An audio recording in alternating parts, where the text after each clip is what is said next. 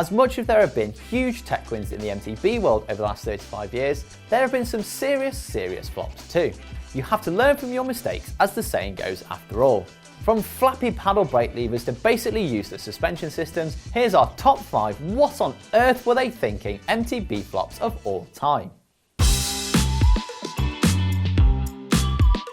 Without wanting to rain too much on Shimano's parade, it's had its fair share of failures over the years. But to me, the biggest of all was their dual control shifters and brake levers. The idea in principle seems pretty sound enough. The brand had enjoyed great success with the introduction of its Shimano Total Integration, more commonly known as STI road levers, back in 1990. These have been the blueprints ever since and are still in use to this day, over 30 years later. The issues came when, in 2003, Shimano made the bold move to adapt this to its XTR mountain bike group set. Cross-pollination of road and mountain bike tech isn't unusual. After all, the now commonplace disc brakes on road bikes come from the off-road world. But in the case of dual control, Shimano really shouldn't have bothered. Dual control was despised by many. The levers were bulky, fragile, and locked you into using Shimano's own brake calipers and made shifting while braking virtually impossible. Shimano was so intent on bringing them to the masses, they bestowed them on pretty much every group set they made at the time, from derailleur up to XTR and even to the gravity-based Saint and short-lived home group sets. Thankfully, dual control didn't survive the move from 9 to 10 speed, and praise the heavens, they're confined to the history books forever. Riders have been looking to add comfort to their mountain bikes for years. When early suspension forks like the RockShox RS1 were released but cost a small fortune, people naturally wanted to improve comfort and control without the astronomical price. Enter the Girvin Flexstem. Designed to offer a cheaper solution to suspension forks, the Flexstem offered around 1 inch of travel depending on the stem length. The longer the stem, the more travel you got from its elastomer-based design. In theory, it should have been okay to ride. The bike's geometry would be preserved and you'd get additional comfort all in a package that was lighter, cheaper, and a whole lot simpler than a suspension fork. Perfect! Well, not quite. It did all of those things, but the action of the bars moving up and down was off-putting. And as with elastomers used in the forks of the time, varying temperatures were not kind to them. The springs would go softer when it was hot and harder when the mercury dropped. As suspension forks got better, the Flexstem was consigned to the history books.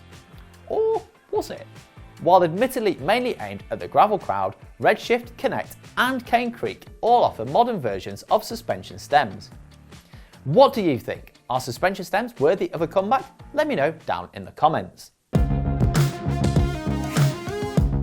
Back in the early days of full suspension mountain bike design, brands were coming up with more weird and wacky contraptions than you can shake a stick at. There was Kestrel's twin shot bikes, GT in their RTS, LTS and STS, Cannondale with the Super V and Race Only Fulcrum downhill bike, the list just goes on and on.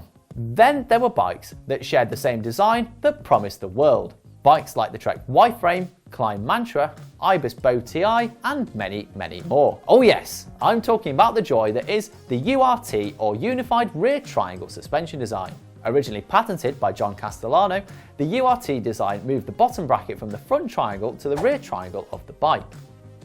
The idea being that this would create a sweet spot in suspension performance. Indeed, that is what Castellano called the design, and he licensed it to many brands including Ibis, Rocky Mountain and Schwinn. The fixed chain length and transfer of rider weight to the rear end of the bike would improve pedaling performance, while the suspension would still work at absorbing bumps when the rider was seated. Indeed, out of the saddle pedaling performance was excellent and it was supple when the rider was sat down. However, making the rider part of the unsprung mass when standing made things, shall we say, interesting on descents. It just didn't really work well. At all. Klein's Mantra was an extreme example of this. The super high pivot design was simple and when seated offered good bump absorption, making it a popular choice for long distance marathon riders of the time. On descents though, a fistful of front brake would force the rider's weight and the bottom bracket forward, steepening the head angle and shortening the wheelbase. Not exactly a recipe for calm descending. Thankfully, nowadays the URT has largely gone the way of the Dodo and good riddance to it. If we were to call out a wide range single chainring drivetrain as a flop, you'd probably wonder what on earth we were banging on about. Pretty much any mountain bike worth the rubber around its tyres these days has one of said drivetrains, and the front derailleur is nowhere to be seen. However, to get to where we are now, we had SRAM's first attempt to ditch the front derailleur, HammerSchmidt, and that was most definitely a flop with a big old capital F. HammerSchmidt ditched the front derailleur by having a small 22 or 24 tooth chainring setup mated to a set of planetary gears. Teamed with a trigger shifter on the handlebar, this gave a 1-to-1 direct drive or an overdrive ratio of 1 to 1.16. This equated to gearing of effectively a 22-36 or 24-38 tooth double crankset, all without the need for a front derailleur. That tiny chainring gave loads of ground clearance, had a built-in bash guard, and required no chain device. Surely this meant it was all things to all of humanity. Well, not quite. While it did have its advantages as mentioned, it also had some very, very serious downsides. There was a huge amount of drag when the overdrive was engaged. There was also a large lag between when you stomped on the pedals and the chainring engaging. Add to these a high overall weight, as well as that smaller chainring not syncing nicely with a lot of suspension designs, and it wasn't one for pedaling about on. Not only that, but the Truvativ howitzer-based bottom bracket was not a fan of adverse conditions. You also needed a frame with ISCG 03 or 05 mounts, a special bottom bracket and ISCG frame facing tool, and proprietary just about everything. It's no wonder then that HammerSchmidt died a quiet death and SRAM turns its attention to its game-changing dedicated 1x drivetrains instead. We're extremely thankful it did, but what do you think? Would SRAM still be leading the charge if it had hammered home HammerSchmidt rather than abandoning it? Let us know in the comments.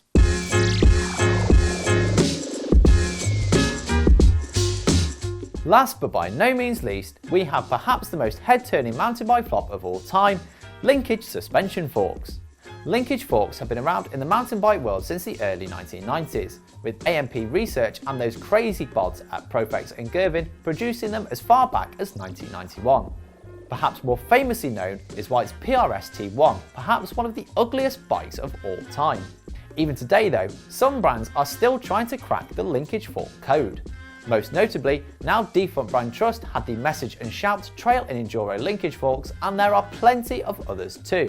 But if so many people have tried it over a 30-year period, why has the idea not had mainstream success? Well, I would say one of the main ones are the polarising looks and added complexity. With additional bearings, seals, linkages, and often proprietary parts such as hub standards, they are incredibly complicated bits of kit. Compared to a traditional fork, they are a whole lot of extra work for the end user when it comes to maintenance. Then there's the looks department. I think the phrase, "a face only a mother could love," was invented for the linkage suspension fork. To my eyes, and those of many others, they are, to quote a certain long-haired motor journalist, absolutely gopping. A lot of linkage forks were also crazily expensive. Trust Shout fork was nearly $2,000, far more than the most expensive Fox or RockShox equivalent. Combine all that with the questionable performance benefits, and it means they've never really caught on and will likely spend eternity as a niche eyesore. So there are our top 5 MTB tech flops. Did we miss any out? What do you think is the biggest tech failure of all time? Be sure to let us know in the comments, subscribe to the channel if you aren't already, and if you want to learn more about some MTB tech that we do actually like, then check out this video.